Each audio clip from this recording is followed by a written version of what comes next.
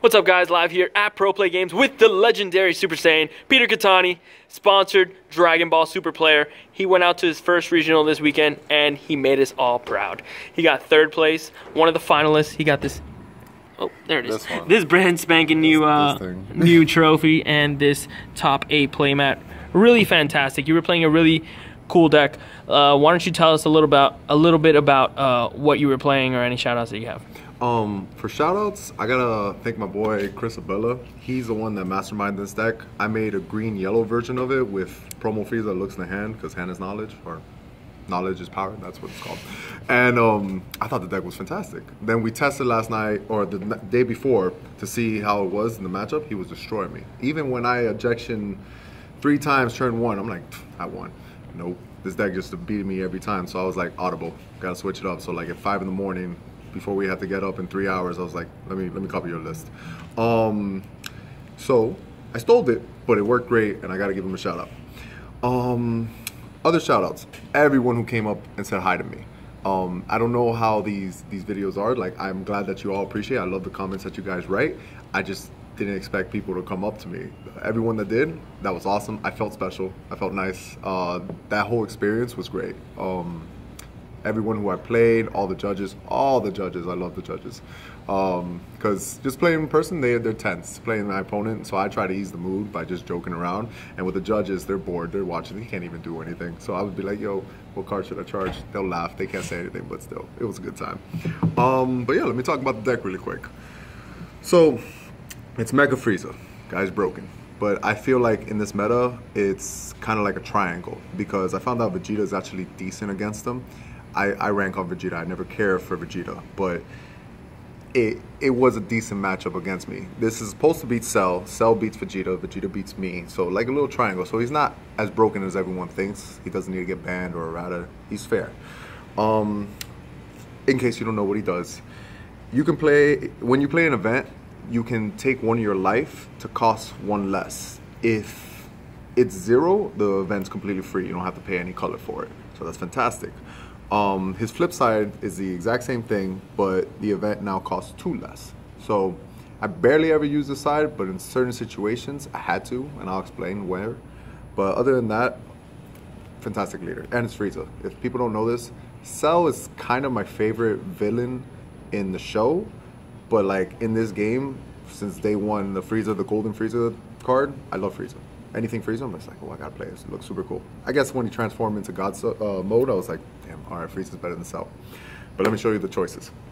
For 1 drops, we got 4 boos, draw power. We were trying to get to our events to awaken faster, so he's important. I picked 3 Bulmas just because it wasn't super important. The only thing I would search is the Whis, the blocker Whis. I don't have the ramp Whis at all. But I would see these cards in my hand, but at the same time, I would barely ever charge these. This and this card were the MVP the whole event. I would play as much as I can, and it became a board state where I almost felt unbeatable. Almost, you know, situations happen. But I thought 3 was fine.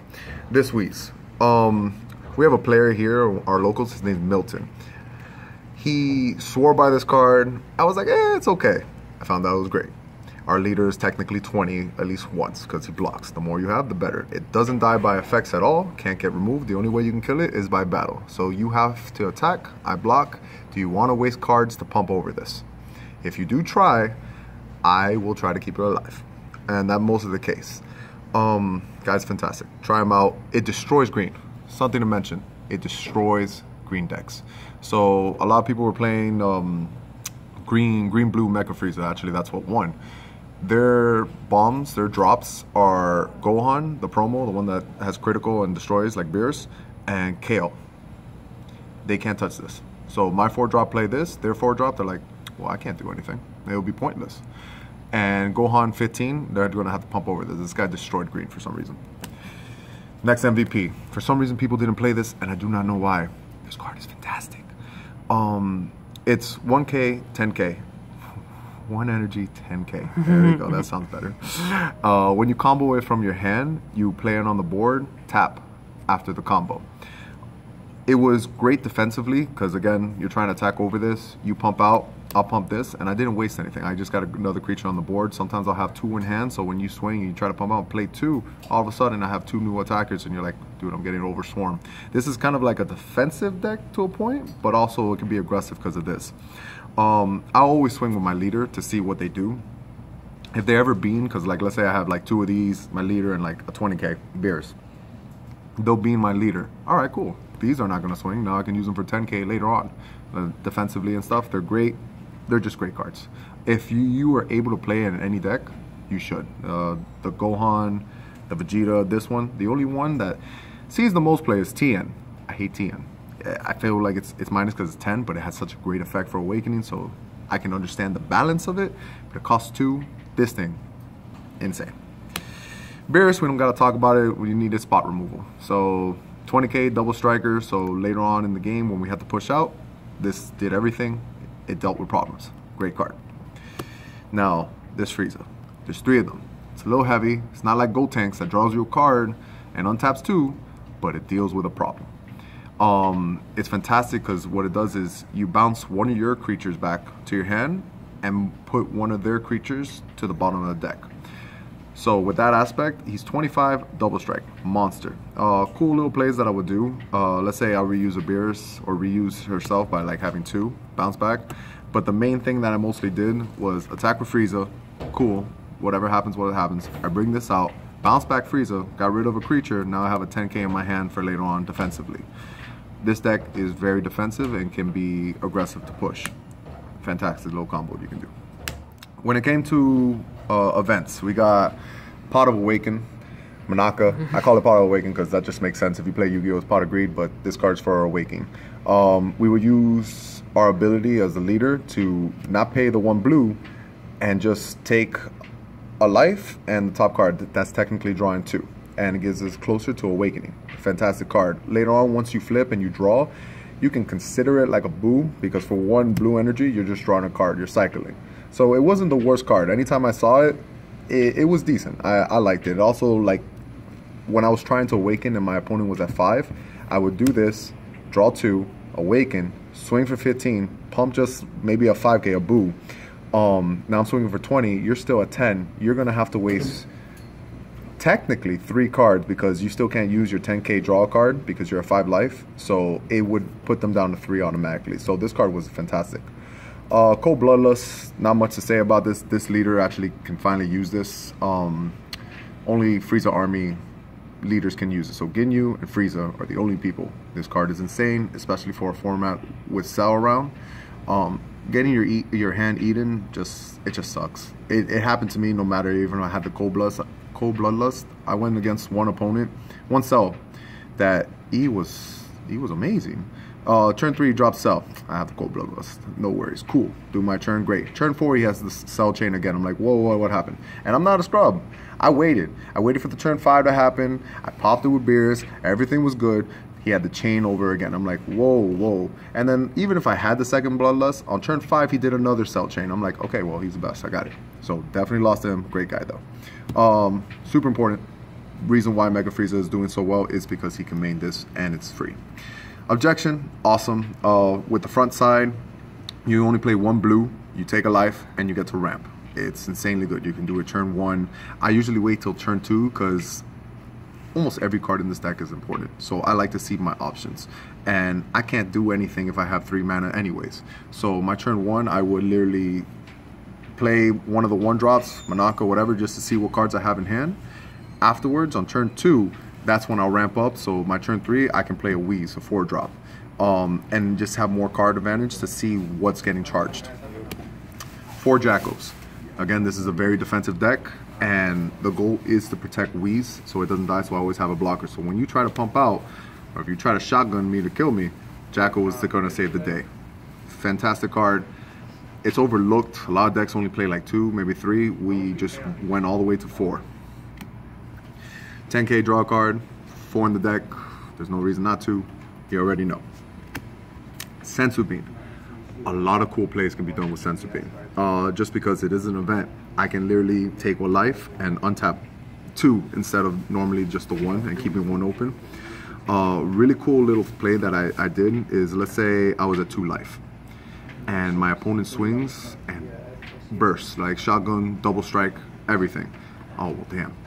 I'm gonna play the Sensu Bean, take a life just to take one extra card out and see if it helps me push out the shotgun. It came out clutch. This is the only leader that can technically do this.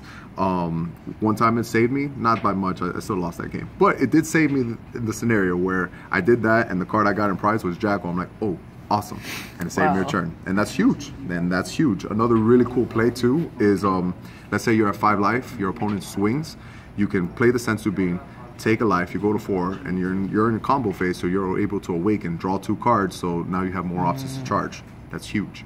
So really good in this deck. And then the gates, people are citing it. I don't fully know why, but at the same time, I kind of understand. I didn't like negate at first, but it's still in the scenario where it's technically free. I don't have to keep a mana up. And if I'm tapped out and take 1 life out, I untap 1. Fantastic.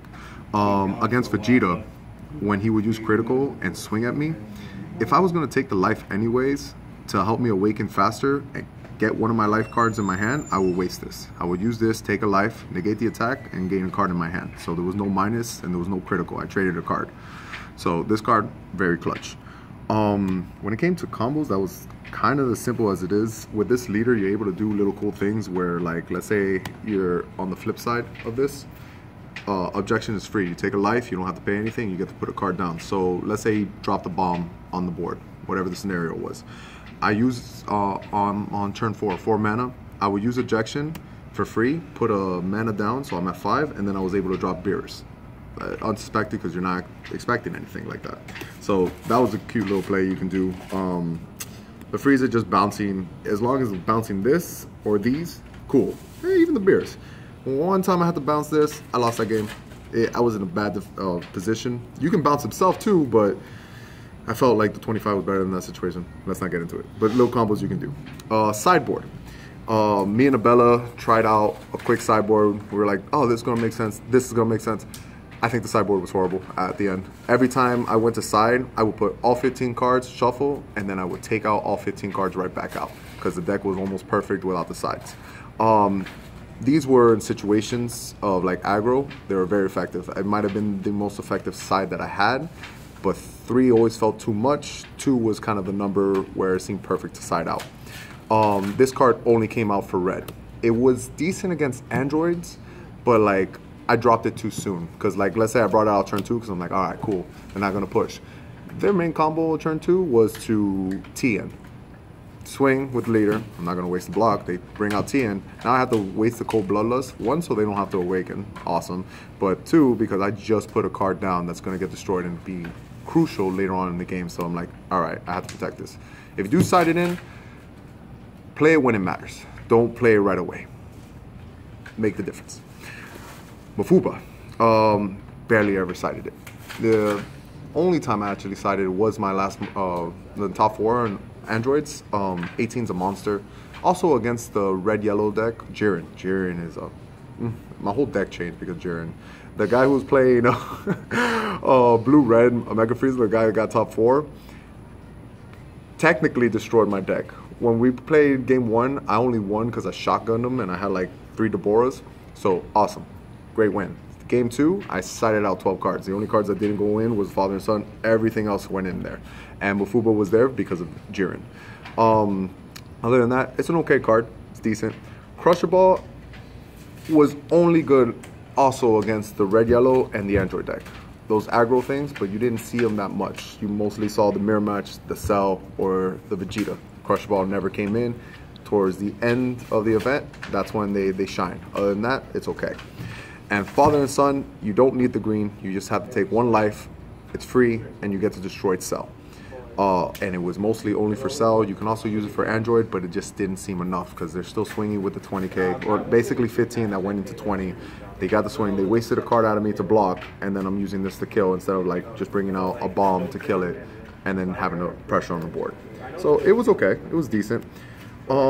As deck goes, this was fantastic. On top 4, that's where I felt like it was the biggest outcome. If I win, I felt comfortable going against the green-blue or the yellow-blue or red-blue. Didn't matter who it was. As long as it wasn't Cell or the Androids, that was the last match that I had to deal with. Sadly, I didn't have enough time. We had an hour and a half, more than enough time, but the Android player, I had to play slow. I couldn't let him to awaken early in the game because he'll just get too much advantage. Being able to flip and just attacking with leader to draw a card, I couldn't afford that. So I had to play slow to make a board state, but it wasn't enough time. Game 1 took probably 40 minutes and half of it's my fault. Game 2, I won only because of shotgun and barely. If anything, an incident happened where I technically wasn't supposed to win, but we didn't see it. And yeah, in game 3, we had 13 minutes. I had to go aggressive. This deck is not aggressive. This deck couldn't go aggressive. So that happened and he won, but it was cool. Nice dude. And then I went to trying to win third. And the guy playing red-yellow, fantastic dude, awesome guy. I think the best thing about this event was the people that I talked to. Every opponent that I played, I didn't have any problems. Even the players that were kind of like private parts, mean a little bit. I softened them up. They were nicer at the end. Some tried Rule Shark a little bit, where like I swung with the leader, and then I combo. I'm like, oh wait, I didn't draw. He's like, oh, screwed. And I'm like, you know what? Yeah, you're right, because we're all driving down super far to play. You're gonna try to take any advantage you can. So I couldn't be mad about that. Mistakes happen. Me, I'm too nice. I don't want to have like a bad face, so I would let people take back things. Like the Android player, he swung. I blocked a wheeze, and the Android leader was still at 5 life, so it was a 10K. He only pumped with 1 5K. He's like, okay, no wait, and then pumped with something else. I wasn't going to be mean. So far, the judges liked me. I didn't want to seem like private parts. So I was like, no, that's fine. Don't worry about it. But being nice in those big events, you can't fully afford. So like, you got to make it like a game state in the beginning. Be like, hey, look, we're cool. It's just, if you mess up, you mess up. So game 3, that's what we did. But other than that, I had a great time. In vocals, I play casual decks. As you see in my profiles, they don't seem like tier, but they're super fun to play. And every time I come to the events, I'll try something bobbity or anything. And if I do good, I'm super happy. PPG made me play a tier deck. They wanted me to win. All right. This was tier, not really my style, but it was super fun to play, at least for that event. The next one I go to, I'm gonna play something completely different. Probably not this leader. I won't pick Cell, and I won't pick Frieza. I might play Vegeta only because I have a deck idea in mind, but I want to stay away from him too. The guys got to help me. What should I play? What's competitive? I want to go to Vegas. I'm thinking about it. If ARG is watching, or you know how to contact ARG, make me a bounty. If I go to bounty, I'm guaranteed going to Vegas. So try to get me to hype it up. Make him a bounty. Let's see. But yeah, other than that, like, man, I had a great time. I'm happy I got third. Would have been happier first, but next event, let's see what happens. Any other shout outs you want to give? Christabella is the main one. PPG supported me, helped me get up there, and the whole time, the whole team was supporting with each other. It's like, hey, how'd you do? How'd you do? I think like 5 of us took a style of this deck, not fully the same version. Some tech this card, some tech that, but this was the deck to take. You saw us, one guy faced 5 of us. The Cell player that did the chain, he beat all 5 of us. That Cell deck was just insane. I was terrified by him. But other than that, it was fantastic. ARG did great. The judges were fantastic. And thank you, PPG, for supporting me. Awesome. Thank you. We're super proud of you and can't wait to see you in Vegas. Peace, man. Take care.